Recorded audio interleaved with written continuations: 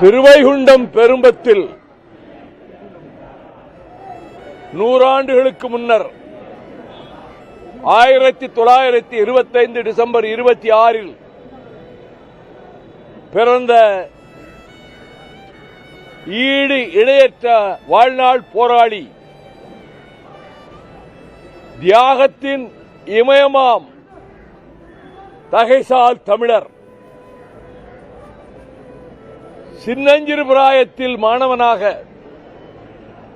வெள்ளையனே வெளியேறு ஆகஸ்ட் புரட்சி இயக்கத்தில் மாணவர்களை திரட்டி போராடி தனது 18ஆம் வயதில் இந்திய கம்யூனிஸ்ட் கட்சியில் தன்னை இணைத்துக் கொண்டு கிளை செயலாளர் முதல் தமிழ்நாடு மாநில செயலாளர், அகில இந்திய அளவிலே கம்யூனிஸ்ட் கட்சியினுடைய முக்கிய நிர்வாக பொறுப்பாளர் எனும் விதத்தில் செங்கொடி ஏந்திய லட்சிய கனலாக, சமரசமற்ற போராளியாக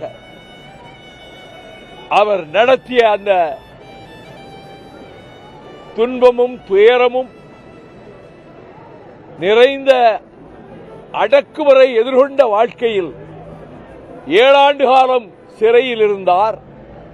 2 ஆண்டு காலம் அவர் தலைமறைவு வாழ்க்கை நடத்திய போது ஒரு கட்டத்தில் காவல்துறையினர் அவரை கண்டுபிடித்து கைது செய்து ஒரு குன்றின் சரிவிலே கொண்டு போய் நிறுத்தி சகிக்க முடியாத, நாம் கற்பனை செய்ய முடியாத சித்திரவதைகளை செய்தனர்.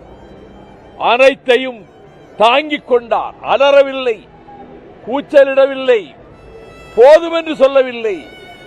அது உச்சக்கட்டமாகத்தான் அந்த தாமிரபரணி ஆற்றங்கரை தெற்கு சீமைக்கே உரியவர்களினுடைய அடையாளமாக அடர்ந்த முறுக்கு மீசை அந்த அண்ணன் நல்லகண்ணுடைய முகத்தில் இருந்ததை கண்டு சகிக்காத அந்த கொடிய விலங்குகளை விட மோசமான மனம் படைத்த காவல்துறையினர்